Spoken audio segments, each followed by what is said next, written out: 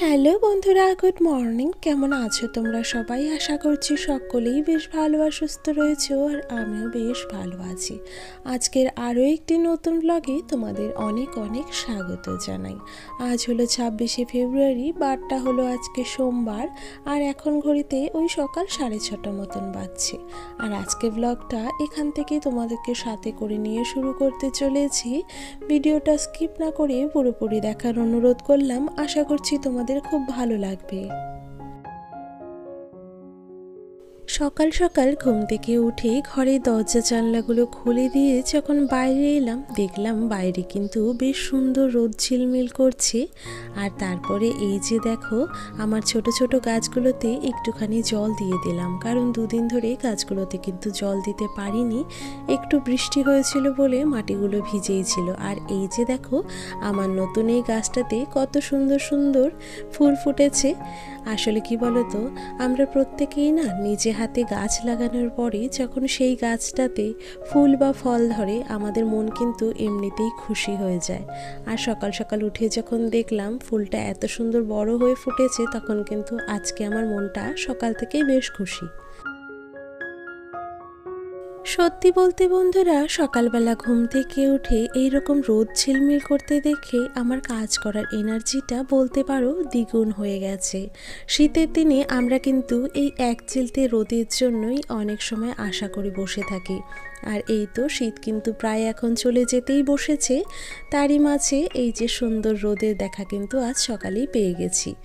তো বন্ধুরা, ঘুম থেকে উঠে প্রথমেই আগে বাইরের সমস্ত বাসি কাজগুলো সেরে নিয়েছি। আর কালকের একটা ভেজা নাইটি ছিল, তো রোদটা দেখতে পেয়ে আমি ওই নাইটিটা বাইরে মেলে দিয়েছি। আর কাল রাতে যে সমস্ত এঁটো বাসনগুলো ছিল, সেগুলোও কিন্তু আমি মেজে জল ঝরতে দিয়ে দিয়েছি।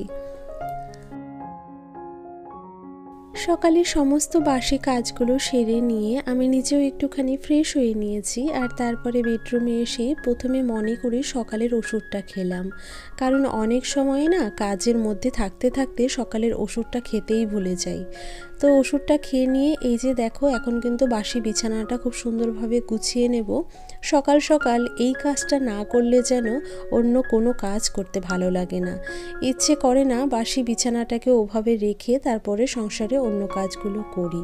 তো সেই জন্য প্রথমে বিছানাটা গুছিয়ে ফেলারই চেষ্টা করি। আসলে ঘরটা ভীষণই ছোট, তো তার মধ্যে যদি বিছানাটা এলোমেলো থাকে তাহলে যেন পুরো ঘরটাই আমার এলোমেলো মনে হয়।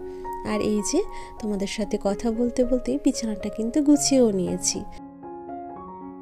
বিছানাটা তুলে নিয়ে এই যে রাতে পরা নাইটিটা ছিল আর চাদরটা ছিল, সেটা কিন্তু ভাঁজ করে বিছানার একটা কর্নারে রেখে দিয়েছি। আর এই যে তারপরে দুটো ঘরই কিন্তু এখন আমি ঝেড়ে নেব। বন্ধুরা, সকালবেলা ঘুম থেকে ওঠার পর থেকেই আমাদের কিন্তু সংসারের যাবতীয় কাজ একটা করে সেরে ফেলতে হয়। তবে অনেক সময় কি হয়, আমাদের যদি ইচ্ছে হয় যে আজ কোনো কাজ করি এক্সট্রা, তাহলে সেক্ষেত্রে না বুঝে উঠতে পারি না যে কিভাবে সময়ের মধ্যে বাকি কাজগুলো সেরে ফেলবো। এমনিতেই তো আমাদের প্রত্যেকের সংসারে অগুন্তি অনেক কাজ থাকে, সেগুলোই কিন্তু সময় মতো কমপ্লিট করতে গিয়ে অনেক সময় আমরা হিমশিম খেয়ে যাই। তো আমার মনে হয় সকাল সকাল কিছু অভ্যেস যদি আমরা প্রতিদিন নিয়ম করে মেনে চলি, তাহলে সেক্ষেত্রে কিন্তু দেখবে সংসারের যে বাকি কাজগুলো থাকে সেগুলো কিন্তু অনায়াসে সময়ের মধ্যে কমপ্লিট করে নেওয়া সম্ভব। সকালবেলা ঘুম থেকে উঠে আমাদের প্রত্যেকের যেমন একটা অভ্যেস রয়েছে, যেটা একটা নিয়মও বলতে পারো, বাসি ঘরদোর ঝেড়ে নেওয়া, ঠিক তেমনই আরও কিছু কাজ যদি আমরা এই অভ্যাসের সাথে যুক্ত করে নিই, তাহলে দেখবে সংসারের যে বাকি অন্যান্য কাজগুলো থাকে সেগুলো অনায়াসেই কিন্তু সময়ের মধ্যে আমরা সেরে ফেলতে পারবো। আর আমি সবসময় প্রত্যেক দিন চেষ্টা করি সকালবেলা বাসি কাজটা সেরে নিয়ে একটুখানি টিফিন করে তারপরে এই যে সকালবেলার দিকে যে সমস্ত ঘরে টুকিটাকি কাজ থাকে, যেমন বাসি বিছানা তোলা, তারপরে ঘরে যদি কোনো এলোমেলো জামা কাপড় থাকে সেগুলো গুছিয়ে ফেলা। তো চেষ্টা করি সকালবেলা ঘরটাকে খুব ভালো করে গুছিয়ে নিয়ে তারপরে অন্য কাজগুলোতে হাত দিতে। ঘরটা গোছাতে গিয়ে সকালবেলা দেখলাম যে এই ঘরের আলনাটা বড্ড এলোমেলো হয়ে রয়েছে। আসলে কাল বিকেলে কাপড়গুলো না একদমই গোছানোর সময় পায়নি, তো সেই কারণেই জামা কাপড়গুলো এইরকম হয়ে পড়েছিল। তো ভাবলাম ঘরটা যখন গোছাচ্ছি তাহলে এর সাথে জামা কাপড়গুলোও ঠিকঠাক মতো গুছিয়ে ফেলি। আসলে কি বলতো, এই কাজগুলো যদি সকালের অভ্যাসের মধ্যে আমরা এক প্রকার নিয়ে নিই তাহলে কিন্তু এগুলো দেখবে চটজলদি শেষ হয়ে যায়। আর তারপরে এই যে হালকা ডাস্টিংয়ের কাজগুলো কিন্তু করতে শুরু করে দিয়েছি আমার ঘরে। সকাল সকাল ঘুম থেকে উঠে কিছু কাজ আমরা যদি এইরকমভাবে আগে সেরে ফেলতে পারি তাহলে সংসারের অন্য যে কাজগুলো রয়েছে সেগুলো কিন্তু অনেকটা শান্তি করে কম সময়ের মধ্যেই আমরা সেরে ফেলতে পারবো। আসলে আমি সবসময় চেষ্টা করি আমার একটা দিকের কাজ সামলে তারপরে অন্য দিকের কাজগুলো করে ফেলা। এই মনে করো রান্নাবান্না করতে করতে এইভাবে যদি এই কাজগুলো করতে আসতাম তাহলে সেক্ষেত্রে আমার কিন্তু বড্ড অসুবিধে হতো। সেই কারণে আমি চাই যে আমার ঘরটা সব সময় সাজানো গোছানো থাকুক, আর একটুখানি সময় নিলেই তো সেটা করে ফেলা সম্ভব হয়। আর এটা কিন্তু আমি এক প্রকার অভ্যাসের মধ্যেই ফেলে দিয়েছি। সকাল সকাল টুকিটাকি ঘর গোছানো যা কাজ ছিল সেটা তো আমি একটু আগেই শেষ করে দিয়েছি। আর তারপরে এই যে আমার বেডরুমে হালকা ডাস্টিংয়ের কাজটাও কিন্তু আমি এখন শুরু করে দিলাম। প্রথমে আমার ঘরের যে দরজাটা রয়েছে, দরজাটা দুদিন বাদে বাদে কিন্তু আমি একটা শুকনো কাপড় দিয়ে এরকমভাবে ক্লিন করার চেষ্টা করি, এতে করে বাইরের যে ধুলো ময়লা আছে সেগুলো কিন্তু চট করে বসতে পারে না। আর বাকি যে ফার্নিচারগুলো রয়েছে যেমন ঘরের আলমারি, ড্রেসিং টেবিল, এগুলোও কিন্তু 2-4 দিন পর পর ক্লিন করে নেওয়াটা ভীষণই প্রয়োজন। হয়তো দূর থেকে ধুলোবালিটা চোখে না পড়লেও যখন কাজ থেকে আমরা কোনো কাজ করতে যাই তখন কিন্তু দেখতে পাওয়া যায় যে আমাদের ড্রেসিং টেবিলের ওপরে বলো বা আলমারির ওপরে বলো ধুলো ময়লা কিন্তু পড়েই যায়। তো এই যে প্রথমে কিন্তু আলমারিটা খুব সুন্দরভাবে আমি কলিন দিয়ে পরিষ্কার করে নিয়েছি। আর তারপরে এই যে ড্রেসিং টেবিলের সামনেটাও কিন্তু ক্লিন করে নিলাম। আর এই যে পাশের দিকে ট্রেটা রাখা রয়েছে এই ট্রেটাও কিন্তু খুব সুন্দরভাবে মুছে নিয়ে আবারও জায়গা মতো জিনিসগুলো গুছিয়ে রেখে দিলাম। ড্রেসিং টেবিলের ড্রয়ারের মধ্যে যেহেতু আমার অনেক দরকারি জিনিসপত্র থাকে যেমন ওষুধপত্র, তারপরে প্রতিদিনের ব্যবহারের ক্লিপস, টিপের পাতা, এই জায়গাটা না একটুখানি অগোছালো কিন্তু হয়েই যায়। তাই প্রত্যেক দিন যদি হাতে একটুখানি সময় নিয়ে আমি এই জায়গাগুলো ভালো মতো গুছিয়ে ফেলতে পারি তাহলে কিন্তু কখনোই আমার ঘরের জিনিসপত্রগুলো এলোমেলো হওয়ার সুযোগ পাবে না। আর তারপরে এই যে আমার সবথেকে প্রিয় জায়গা, এই যে আমার নিজে হাতে তৈরি করা সোফা। তো সোফাটা খুব সুন্দরভাবে হালকা হাতে ঝেড়ে নিয়ে আবারও কুশনগুলো কিন্তু সুন্দর করে সাজিয়ে রেখে দিলাম।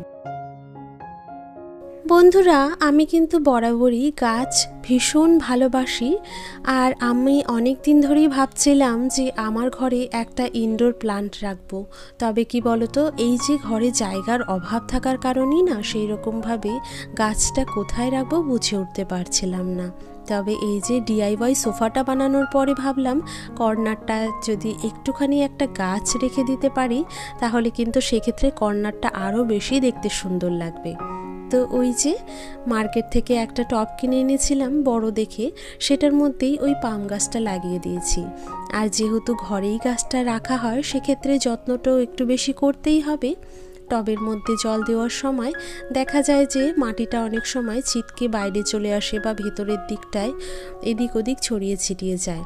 তো সেক্ষেত্রে একটা শুকনো কাপড় দিয়ে যদি আমরা টবের ভেতরটা আর বাইরেটা মুছে ফেলতে পারি তাহলে কিন্তু দেখবি যে টবটা অনেকটাই পরিষ্কার পরিচ্ছন্ন থাকে। আর এই যে দেখো টবটা ওদিকে মুছে নিয়ে আমি ওপরের দিকে চলে এসেছি। এই যে আলমারির ওপরে আমার যে প্লান্টগুলো লাগিয়েছিলাম না, এগুলোতে না জল দেওয়া হয়নি। আসলে ওপর থেকে নামিয়ে জল দিতে হবে এই ভাবতে ভাবতেই আর নামানো হচ্ছিল না। তারপরে এই যে আমি আজ আলমারির ওপর থেকে এই প্লান্টারগুলো পেরে নিয়েছি। পেরে নিয়ে বাইরে একটুখানি হালকা রোদের মধ্যে রেখে দিলাম। আর এই যে এখন সুন্দর করে পাতাগুলো ধুয়ে কিছুটা সময় রেখে দেব। পরে বিকেলবেলা এটা কিন্তু আবারও জায়গা মতো তুলে রেখে দিতে হবে।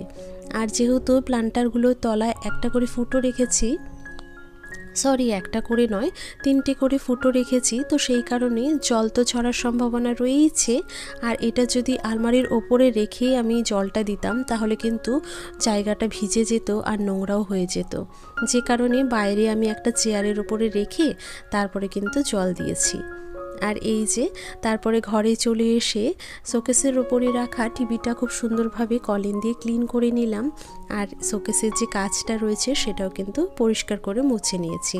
শোকেসের ভেতরে বিভিন্ন ধরনের শোপিস রয়েছে, যেগুলো ছোটোবেলা থেকেই মেলা থেকে কেনা বা কোনো জায়গায় ঘুরতে গেলে নিয়ে আসা হয়। তো সেটা দিয়ে কিন্তু শোকেসটা খুব সুন্দরভাবে সাজানো গোছানো রয়েছে। বন্ধুরা, ওদিকে শোকেসটা খুব ভালো করে ক্লিন করে নিয়ে এই যে দেখো ঘরের টেবিলটা রয়েছে, এই টেবিলটাও কিন্তু একটুখানি অর্গানাইজ করে নিলাম। যদিও এই টেবিলে খুব একটা জিনিস কিন্তু নেই, আমাদের প্রত্যেক দিনে যে জিনিসগুলো লাগে, মানে এই ঘরটা যেহেতু মায়ের ঘর, তো মায়ের ব্যবহারের যে জিনিসপত্রগুলো রয়েছে বা বাবার ওষুধপত্র রয়েছে সেগুলো একটা বাস্কেটের মধ্যে আমি কিন্তু অর্গানাইজ করে রাখলাম। এতে করে জিনিসপত্রগুলো পেতে কিন্তু খুব একটা অসুবিধে হবে না। আর এই তো বন্ধুরা, দুটো ঘরেরই ডাস্টিংয়ের কাজ কমপ্লিট করে নিয়ে আমি কিন্তু স্নানটাও সেরে নিলাম। স্নান করে এই যে আমি একটুখানি সিঁদুর আর ক্রিমটা লাগিয়ে নিয়েছি। আর বন্ধুরা, আজকে একটুখানি শ্যাম্পুও করে নিয়েছি, কারণ কালকে যখন আমি কিচেন ক্লিনিংয়ের কাজটা করেছি তখন না ওটা শেষ করতে করতে বেশ সন্ধ্যা হয়ে গিয়েছিল। আর ওই সময় আমি যদি শ্যাম্পু করতে যেতাম আমার নির্ঘাত জ্বর চলে আসতো। তো সেই কারণে মাথাটা কাল আর ঘষতে পারিনি। ভাবলাম আজকে যেহেতু এত সুন্দর রোদ উঠেছে আজকে শ্যাম্পুটা করে নিই। তো যেই ভাবনা সেই কাজ, শ্যাম্পু দিয়ে দিয়েছি। আর এই যে দেখো তারপরে কিন্তু তুলসী গাছে একটুখানি জল দিয়ে দিলাম, সাথে বেল গাছেও জল দিয়ে প্রণামটাও সেরে নিয়েছি। তারপরে এই যে আমাদের সংসারে একটা গুরুত্বপূর্ণ কাজ, সেটা হলো রান্নাবান্না। দুপুরের লাঞ্চের জন্য আজকে কিন্তু বেশ সিম্পল খাবার দাবারই করব, কারণ আজকে সোমবার, বাড়িতে হলো নিরামিষ। আর এই যে বাইরে কিছুটা পাকা কুল রয়েছে, 4-5টা কুল এখন আমি হাতে করে নিয়ে যাব। আর আজকে বানাবো টক ডাল। মটর ডালে এই কয়েকটা কুল দিয়ে দেব, বেশ টক কিন্তু হয়ে যাবে। আর এই যে ফুলকপিগুলো দেখতে পাচ্ছ, এগুলো দিয়ে হবে ফুলকপির বড়া। বন্ধুরা, সমস্ত সবজিগুলোই এক এক করে কেটে নিয়ে তারপরে রান্নাটাও কিন্তু ওইদিকে আমি সেরে নিয়েছি। সেটা আজ আর তোমাদের সাথে শেয়ার করলাম না, তাহলে ভিডিওটা অনেকটাই বড় হয়ে যাচ্ছিল। আর এই যে ফুলকপির বড়াগুলো আমি ভেজে নিয়েছি লাল লাল করে, সেটাই তোমাদের সাথে শেয়ার করে নিচ্ছি। ফুলকপির সাথে বেশ কয়েক টুকরো আলু আমি কেটে নিয়েছিলাম চিপসের আকারে, যেগুলো বেসনে আমি একটুখানি মাখিয়ে রেখে দিয়েছিলাম। ফুলকপির বড়াগুলো নামিয়ে এই যে আলুর চিপসগুলো রয়েছে সেগুলোই কিন্তু আমি গরম তেলে ছেড়ে দিয়েছি। আর তারপরে দেখো এগুলো কিন্তু বেশ লাল লাল হয়ে গিয়েছে। তো এখন এগুলো নামিয়ে নিচ্ছি। সত্যি বলতে বন্ধুরা, এইরকম নিরামিষের দিনে যদি একটুখানি ডাল আর তার সাথে এইরকম বড়া বা ভাজা থাকে তাহলে দেখবে আর কিন্তু কোনো কিছুর প্রয়োজন হয় না। আর আজকে করেছি একটুখানি টক ডাল কুল দিয়ে, সর্ষে ফোড়ন দিয়েই আমি এই ডালটা করে থাকি, আজকেও সেটা করেছি। আর দেখো আমাদের লাঞ্চের মেনুতে আজকে কি রয়েছে, রয়েছে মটর ডাল আর বড়া ভাজা, আর এই যে পালং শাক করেছি বেগুন আলু দিয়ে, তার সাথে নিয়েছি এক টুকরো বেগুন ভাজা। এই দিয়েই কিন্তু আজকে লাঞ্চটা সেরে ফেলেছি। দুপুরবেলা খাওয়া দাওয়া করে নিয়ে এই যে একটুখানি লেপটা খুলে শুয়েছিলাম। শুয়ে থাকতে থাকতে একটুখানি চোখও লেগে গিয়েছিল, তো 1 ঘন্টা মতো রেস্ট করে নিয়েছি। তারপরে এই যে দেখো এখন কিন্তু ওই বিকেল 3:30-4টে মতন বাজছে। তো প্রথমে ঘরটা ভালো করে গুছিয়ে নিই। আমার বিছানাটা যেই রকমভাবে এলোমেলো হয়েছিল সেইটা কিন্তু এখন ঠিক করতে হবে। বিকেলবেলা যদি ঘরটা গোছানো না থাকে সেটাও কিন্তু দেখতে ভালো লাগে না। তো প্রথমে বিছানা থেকে বিকেলে কাজগুলো করতে শুরু করে দিলাম। লেপটা গুছিয়ে নিয়েছি, ল্যাপটপটাও কিন্তু জায়গা মতো রেখে দিলাম। এখন বিছানাটা একটুখানি ঝেড়ে নিচ্ছি। বন্ধুরা, আমার আজকের এই পর্যন্ত ভিডিওটি যদি তোমাদের ভালো লেগে থাকে বা আমার ভিডিওর কোনো অংশ যদি তোমাদের একটু হলেও পছন্দ হয়ে থাকে তাহলে তোমরা প্লিজ ভিডিওটিতে একটি লাইক করে দিও। তোমাদের করে দেওয়া একটা ছোট্ট লাইক আমার ভিডিওটিকে অন্যান্য নতুন বন্ধুদের কাছে পৌঁছে দিতে কিন্তু সাহায্য করবে। আর যদি কোনো নতুন বন্ধু এই মুহূর্তে আমার ভিডিওটি দেখে থাকো বা আমার ভিডিওটি যদি তোমাদের ভালো লেগে থাকে, তোমরা চাইলে আমার চ্যানেলটি সাবস্ক্রাইব করেও কিন্তু আমার পাশে থাকতে পারো। আর অবশ্যই চ্যানেলটি সাবস্ক্রাইব করার সাথে সাথে বেল বাটনটা প্রেস করে দিও, এতে করে যখন আমি নতুন ভিডিও আপলোড করব সাথে সাথেই তোমরা কিন্তু নোটিফিকেশন পেয়ে যাবে। বাইরে থেকে সমস্ত জল ঝরতে দেওয়া বাসনগুলো ঘরে নিয়ে চলে এসেছি, আর এসে বাসনের ঝাঁকাতে আমি কিন্তু গুছিয়ে রেখে দিলাম। তারপরে আমার রান্নাঘরে আজকে আরও একটা প্লান্টার অ্যাড করে দিলাম, এতে করে জায়গাটা আরও যেন দেখতে বেশি ভালো লাগছে। ওদিকে ঘরের মোটামুটি কাজ আমার করা হয়ে গেছে, ও ঘরের জানলাটাও আটকে দিয়েছি। আর এইবারে দেখো যে সমস্ত কাপড়গুলো শুকিয়েছিল সেগুলো তুলে এনে এই যে এখন একটা করে ভাঁজ করে নিচ্ছি। সংসারের অন্যান্য কাজের সাথে সাথে আমরা যদি নিজেদের ঘরটাকে এইরকম কিছুটা সময় দিয়ে গুছিয়ে নিতে পারি, তাহলে দেখবে এই কাজগুলো কিন্তু আমাদের কাছে খুব একটা বেশি বলে মনে হবে না। আসলে সব কিছুই কিন্তু অভ্যাসের ওপরেই নির্ভর করে, মানুষ কিন্তু অভ্যাসেরই দাস। চাইলেই কিন্তু সমস্ত কাজ সময় মতো করে ফেলা সম্ভব, তবে অবশ্যই যে কোনো কাজ করতে গেলে আগে থেকে আমাকে যেমন প্ল্যান করে করতে হয়, সেই রকমভাবেই যদি আমরা সংসারের প্রত্যেকটা কাজ একটা করে প্ল্যান করে করি, তাহলে সেক্ষেত্রে দেখবে কোনো হেল্পিং হ্যান্ডের কিন্তু প্রয়োজন হবে না। হেল্পিং হ্যান্ড ছাড়াই আমরা সহজেই আমাদের সংসারে খুঁটিনাটি যা যাবতীয় কাজ থাকে সেগুলো কিন্তু সময়ের মধ্যে সেরে ফেলতে পারি। আর এই তো বন্ধুরা, তোমাদের সাথে গল্প করতে করতে জামা কাপড়গুলো গুছিয়ে আমি কিন্তু আলনাতে পরপর সাজিয়েও রেখে দিয়েছি। আর উইন্টারে যে সমস্ত সোয়েটার আর আমার কাপড় ছিল সেগুলো না বেশ কয়েকদিন ধরেই বিছানার কর্নারে রেখে দিয়েছিলাম, আলমারিতে তোলা হচ্ছিল না। তো এই যে আজ কিন্তু আলমারিতে তুলে রেখে দিলাম। আর তারপরে ঘরের সমস্ত দরজা জানালাগুলো লাগিয়ে দিয়ে পর্দাটাও কিন্তু টেনে দিয়েছি, কারণ সন্ধে হতে না হতেই মশার আগমন কিন্তু ঘটে যায়। আর এই যে বিকেলে সমস্ত কাজ সেরে নিয়ে আমার প্রতিদিনের মতন অফিসের কাজগুলো এখন করতে বসে গেছি। তো বন্ধুরা, আজকের ভিডিওটা কিন্তু আমি এখানেই শেষ করতে চলেছি। ভিডিওটা যদি তোমাদের একটু হলেও ভালো লেগে থাকে তাহলে অবশ্যই লাইক কমেন্ট শেয়ার করতে ভুলো না।